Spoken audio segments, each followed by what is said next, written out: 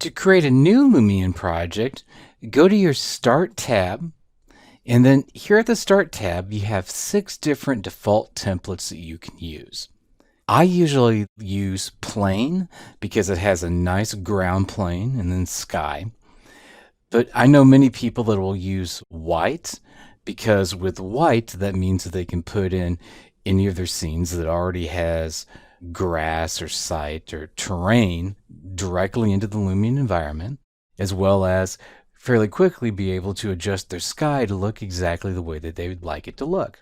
Oftentimes, beginners will start with either mountains in spring so that they can experience water in Lumion, or go to mountain range so that they can see what mountains inside of the Lumion environment look like. For this project, though, I'd like to just start with plain. So click on plain. It'll then say that Lumion is loading the scene, and then it will open up that scene here inside of Lumion. To save your scene, in the lower right-hand corner, there's the Files button. Click on Files. For the title, I'll call it First Project. For description, My First Project. Then there's an option here to save as.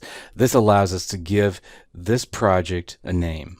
So if we select on Save As, I'm going to go to the Desktop, Exercise Files, Chapter 1 folder, and I'm just going to name this project First Project.